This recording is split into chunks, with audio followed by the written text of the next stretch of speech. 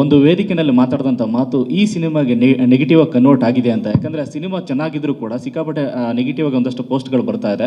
So ಮೊದಲ 3 ದಿವಸ ಫ್ಯಾನ್ಸ್ಗಳ cinema ಆಗಿರುತ್ತೆ, ಫ್ಯಾನ್ಸ್ಗಳು ಬಂದು ಸಿಕ್ಕಾಪಟ್ಟೆ ನೋಡ್ತಾರೆ. ಆ ನಂತರ ಬರೋರು ಪ್ರೇಕ್ಷಕರು.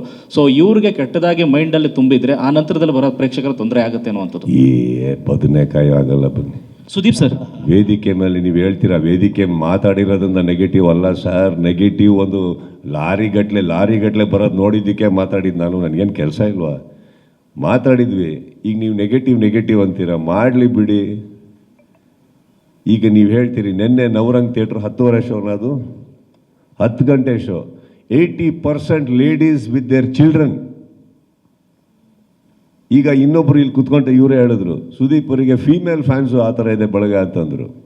ಈಗ ಅವ್ರನ್ನ ವೀಕ್ಷಕರಾಗಿ ತೊಗೊತಿರೋ ಫ್ಯಾನ್ಸ್ ಆಗಿ ತೊಗೊತಾರೋ it's not needed. Kannada cinema ನೋಡೋಕ್ಕೆ 10 ಗಂಟೆ ರಾತ್ರಿ ಆ ಚಳಿಯಲ್ಲಿ, ನಿನ್ನೆ ಒನ್ ವೀಕ್ ಡೇಸಲ್ಲಿ 10 ಗಂಟೆಗೆ ಅಷ್ಟು ಫುಲ್ಲಾಗಿ ಬರೀ 80% ladies and with their children ಬಂದಿದ್ದಾರೆ ಅಂದರೆ ನೀವು ಹೇಳಿ. ಅವ್ರಿಗೂ ಕಿವಿ ಇದೆ, ಕಣ್ಣಿದೆ, ಎಲ್ಲದಕ್ಕಿಂತ ಹೆಚ್ಚಾಗಿ ಬುದ್ಧಿ ಇದೆ. ಯಾವ್ದು ಕೇಳಬೇಕು, ಯಾವ್ದು ಕೇಳಬಾರ್ದು. ಬರ್ತಾ ಇರೋದು ಎಲ್ಲಿಂದ? ನಿಮ್ಮ ಲೋಗೋ ಹಾಕ್ಕೊಂಡು. ಇದನ್ನು ನಂಬ್ತಾರ ಅವರು? ಹೇಳಿ. ಈಗ ಅದೇನಾರು ನೆಗೆಟಿವ್ ಆಗ್ತಾ ಇದೆ ಅಂದರೆ ನೀವೇನು ಮಾಡಬೇಕು? ಅಯ್ಯ ಸುದೀಪ್ ಅವರೊಬ್ಬರು ಅಲ್ಲ, ನನ್ನ ಮಕ್ಕಳ ನಾವು ಇದ್ದೀವಿ, ನಮ್ಮ ಲೋಗೋಗೆ ಕೈ ಹಾಕ್ತೀರಾ ಅಂತ ನೀವು ರೊಚ್ಚಿಗೆ ಎದ್ದೇಳಬೇಕು. ಆ ರೊಚ್ಚಿಗೆ ಎದ್ದೇಳ್ತಾ ಇದ್ದೀರ ಅಂತ ನಾನು ಕಾಯ್ತಾ ಇದ್ದೀನಿ ನೋಡೋದಕ್ಕೆ. ನಮ್ಮದನ್ನು ನಾವು ಕಾಪಾಡ್ಕೊಂಡ್ವಿ, ನಿಮ್ಮದನ್ನು ನೀವು ಕಾಪಾಡ್ಕೊಳ್ಳಿ. ಅಲ್ಲಿದ್ದೀವಿ. ಅಕಸ್ಮಾತ್ ಏನಾದ್ರು ಸ್ವಲ್ಪ ಹೆಲ್ಪ್ ಬೇಕು ಸುದೀಪ್ ಅವರೇ ಬಂದು ಒಂಚೂರು ಹೇಳಿ, ನಾನು ಬರ್ತೀನಿ, ಸೇರ್ಕೊಳ್ಳೋದು ಏನು ಪ್ರಾಬ್ಲಮ್ ಇಲ್ಲ. ನಮ್ಮ ಸಿನಿಮಾ ನೀವು ಕಾಪಾಡಿ, ನಿಮ್ಮ ಲೋಗೋ ನಾವು ಕಾಪಾಡ್ತೀವಿ sir. Ji sir. Sudeep sir, sir ಇಲ್ಲಿ ರಮೇಶ್ TV5 ಇಂದ ಸರ್. ಆಯ್ತು ಸರ್. ಬಿಫೋರ್ ರಿಲೀಸು ನೀವೊಂದು ಸ್ಟೇಟ್ಮೆಂಟ್ ಕೊಡ್ತೀರಿ, ಒಂದು ಇಂಟೆಲಿಜೆನ್ಸಿಂದ ನಮಗೆ ಕೇಳಿಸಿದೆ ಸರ್. ಇಂಟೆಲಿಜೆನ್ಸಿಂದ ಒಂದು ರಿಪೋರ್ಟ್ ಬರುತ್ತೆ ನಮಗೆ, ಅದು ನಲ್ಪಾಡ್ ಅವರಿಂದ ಮತ್ತು ಚಂದ್ರಚೂಡ್ ಸರಿಂದ ಆ್ಯಂಡ್ ರಾಜಗೌಡರಿಂದ ಅಂತೇಳಿ. ಸೊ ಆ ಇಂಟೆಲಿಜೆನ್ಸ್ ಅವರಿಂದ ಅಲ್ಲ, ಅದು ಬಂದಾಗ ಅವ್ರು ಇದ್ದರು. ಓಕೆ. ನನ್ನ ಇಂಟೆಲಿಜೆನ್ಸ್ ಅವ್ರು 3 ಜನ ಅಲ್ಲ, ನನ್ನ ಸಹೋದರರು. ಅವ್ರ 3 ಜನ ನನ್ನ ಇಂಟೆಲಿಜೆನ್ಸ್ ಅಲ್ಲ ಸರ್. ಪಾಪ ಅವ್ರ ಮೂಲಕ ಅಂತ ಬಂತು ಅಂತ. ಅವ್ರ ಮುಖಾಂತರನೂ ಬರಲಿಲ್ಲ. ಅವ್ರು ಬಂದಾಗ ನನ್ನ ಕಾರಲ್ಲಿ ಇದ್ರು ಸರ್. ಓಕೆ, ಅಷ್ಟೇ ಸರ್. ಈ ಇಂಟೆಲಿಜೆನ್ಸ್ ವಿಚಾರ ಮಾತಾಡಿದಾಗ ಅದನ್ನಷ್ಟು ಹೊರಗಡೆ ಅಗೇನ್ ಚರ್ಚೆ ಆಯಿತು. ಏನಂತಂದರೆ ಇಂಟೆಲಿಜೆನ್ಸ್ ಇರೋದು ಜಸ್ಟ್ CMಗೆ ಮತ್ತು DCMಗೆ ಇರುತ್ತೆ, ಇವ್ರಿಗೆ ಹೆಂಗೆ ಬಂದ್ಬಿಡುತ್ತೆ ಇಂಟೆಲಿಜೆನ್ಸು ಅಂತ. ಅಗೇನ್ ಇಲ್ಲಿ ಸತೀಶ್ ಸರ್ ಹೇಳಿದಾಗೆ ಅದು ನಿಜ ಕೂಡ ಆಯಿತು. ಜಸ್ಟ್ 24 ಅವರ್ಸಲ್ಲಿ ಅಗೇನ್ ಲೀಕ್ ಆಗೋಯಿತು. ಸೊ ಈ ಒಂದು ಟೀಕೆ ಟಿಪ್ಪಣಿಗಳ ಬಗ್ಗೆ ಏನು ಹೇಳ್ತೀರಿ ಸರ್? ಇಂಟೆಲಿಜೆನ್ಸ್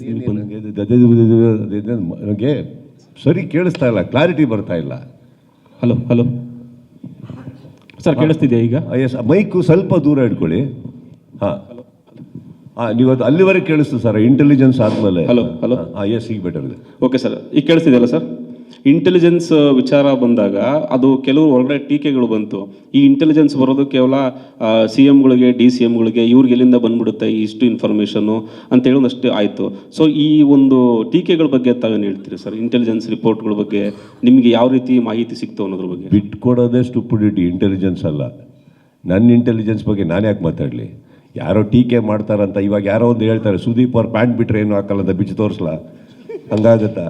ನಂದು ಸರ್, ನನ್ನ ರೂಪು. ನಾನು ಯಾಕೆ ಇದು ಮಾಡಲಿ? ನಾನು ಯಾವುದೋ ಟೀಕೆಗಳಿಗೆಲ್ಲ ಉತ್ತರ ಕೊಡೋಲ್ಲ ಸರ್. ಅದೇ ನನಗೆ ಏನಿದೆ ಇಂಟೆಲಿಜೆನ್ಸ್ ಅಂತ ತಕ್ಷಣ ನಾನು CM ಆಗಬೇಕಾ? ನಮ್ಮದೊಂದು ಟ್ರೂಪ್ ಇರಲ್ವಾ? ಈಗ ನೀವೇ ಕೂತ್ಕೊಂಡಲ್ಲಿ ನಿಮಗೆ ಗೊತ್ತಿಲ್ಲ, ನೀವೇನು ಅಂದ್ಬಿಟ್ರಿ ಇಂಟೆಲಿಜೆನ್ಸ್ ಆದಂಥ ಚಕ್ರವರ್ತಿ ಅವ್ರನ್ನ ನೋಡ್ಬಿಟ್ಟು ಪಾಪ ಅವ್ರ ಸಹೋದರರು ಕಾರಣ ಇದ್ರಷ್ಟೇ. ನಾನೊಂದು ಮಾತು ಹೇಳ್ತೀನಿ ಸರ್, ಇಂಟೆಲಿಜೆನ್ಸ್ ಅಂದ ತಕ್ಷಣ ನಾನು ಸಿಲ್ಲಿಯಾಗಿ ಮಾತಾಡೋನಲ್ಲ ಸರ್. ಬರುತ್ತೆ ಸರ್. ಇಂಟೆಲಿಜೆನ್ಸ್ ಅಂತ ಏನು sir word, it's A dictionary word. ಅದು ಅವರಿಗೂ ಇಂಟೆಲಿಜೆನ್ಸೇ, ನಮ್ಮ ಟ್ರೂಪಿಗೂ ನಾವು ಕರೆಯೋದು ಇಂಟೆಲಿಜೆನ್ಸ್ ಅಲ್ವಾ? ಸೊ ಈಗ ಆ ಥರ ಸರ್ ನಮ್ಮದೊಂದು ಇರುತ್ತೆ. ಆ್ಯಂಡ್ ನಮ್ಮದಿರೋದನ್ನು ಯಾವುದೋ ಏರಿಯಾದಿಂದ ಬಂದಿಲ್ಲ ಸರ್, ಅದು ನಿಮ್ಮ ಮಾಧ್ಯಮದಿಂದನೇ ಇರ್ಬೋದು. ಹಿಂಟ್ ಕೊಡ್ತಾ ಇದ್ದೀನಿ. ಮಾಧ್ಯಮದಲ್ಲಿ ನಿಮ್ಮ ರಿಸೋರ್ಸಸ್ ಹೆಂಗಿದೆ ಸರ್? ಇವತ್ತವರೆಗೆ ಬಿಟ್ಕೊಟ್ಟಿದ್ದೀರಾ? ನಮ್ಮ ಟೆರಸಲ್ಲಿ ಏನು ನಡೀತು ಅಂತ ನೀವು ಪೋಸ್ಟ್ ಮಾಡಿರ್ತೀರ. ನಾನು ಹೆಂಗೆ ಸರ್ ಗೊತ್ತು ಅಂದರೆ ನಮ್ಮ ಅಂದಿರ್ತೀರ ನೀವು. ಈಗ ನಾನೊಂದು ಹೇಳ್ತೀನಿ ಸರ್, ನನ್ನ ಇಂಟೆಲಿಜೆನ್ಸ್ ಬಂದಿದ್ದು ನಿಮ್ಮಿಂದನೇ ಸರ್. ನಿಮ್ಮ ಮಾಧ್ಯಮದಲ್ಲಿಂದನೇ ಅಲ್ಲಿಂದ ಬಂದಂಥ ರೈಟ್ ಸೋರ್ಸಸ್ ಇಟ್ಕೊಂಡು ಇಂಟೆಲಿಜೆಂಟಾಗಿ ಎವಿಡೆನ್ಸ್ ಒಟ್ಟಿಗೆ ನನಗೆ ಕೊಟ್ಟಂಥ ನನ್ನ ಇಂಟೆಲಿಜೆನ್ಸ್ ಟ್ರೂಪು ನಿಮ್ಮ ಮಧ್ಯೆನೇ ಕೂತಿದ್ದಾರೆ ಸರ್. ಅದು ಗುಪ್ತಚರ ಇಲಾಖೆನೂ ಬೇಡ ಸರ್, ಅದು ಓಪನ್ ಸೀಕ್ರೆಟ್ ಅಂತ ನಾನು ಅನ್ಕೋತೀನಿ. ಯಾರದು ಸರ್? ಈಗ ನಾನು ಹೇಳ್ತಾ ಇರೋದು ಒಂದಂತೂ ಸತ್ಯ ಸರ್, ಈಗ ನೀವು ಬಂತು ಅಂದರೆ ಒಳ್ಳೇದಕ್ಕೆ ನಿಮ್ಮಲ್ಲಿ ಕೆಲವರು ಎಷ್ಟೋ ಜನ ಒಳ್ಳೇದಕ್ಕೆ ಸ್ಪಂದಿಸಿದ್ದೀರ ಹೊರತು ನಾನು ಯಾವತ್ತೂ ನಿಮ್ಮ ಹತ್ರ ಯಾರಿಗೂ ಇಲ್ಲಿ ಫೋನ್ ಮಾಡಿಬಿಟ್ಟು ಯಾವತ್ತನ ಕೆಟ್ಟದಕ್ಕೆ ನಿಮ್ಮನ್ನು ಬಳಸ್ಕೊಂಡಿಲ್ಲ ಅಥವಾ ಸಿಂಪತಿಗೂ ನಾನು ಯಾವತ್ತೂ ಫೋನ್ ಮಾಡಿಲ್ಲ ಸರ್. ಫ್ರೆಂಡ್ ಥರ ಇರ್ತೀನಿ. ಬಟ್ ಒಂದಂತೂ ಸತ್ಯ, ಅಲ್ಲಿಂದ ಕರೆ ಬರುತ್ತಂದರೆ ಅವರು ಯಾರು ನನಗೆ ಯಾವುದೋ ಒಂದು ಕಮರ್ಷಿಯಲ್ ಪರ್ಪಸಿಗೆ ಮಾಡಿಲ್ಲ ಸರ್, ಪ್ರೀತಿಯಿಂದ ಮಾಡಿದ್ದಾರೆ. ಕಾಪಾಡ್ಕೊಳ್ಳಿ ನಿಮ್ಮ ಸಿನಿಮಾನ, ಹಿಂಗೆ ಬರ್ತಾ ಇದೆ ಅಂತಲೂ ಹೇಳ್ಕೊಂಡು ಮಾಡಿದ್ದಾರೆ. ಹಾಗೆ ಬಂದಾಗ ಕರೆಕ್ಟ್ ನೋಡಿದಾಗ ಎಲ್ಲದೂ ಕರೆಕ್ಟ್ ಅನ್ನಿಸಿದಾಗ ನಾವೇನು ಮಾಡಿದ್ವಿ, ಎಲ್ಲಿ ಪ್ರೊಟೆಕ್ಟ್ ಮಾಡ್ಕೊಬೇಕು, ಏನು ಮಾಡಬೇಕು ಸಿದ್ಧತೆ ಮಾಡ್ಕೊಂಡ್ವಿ ನಾವು.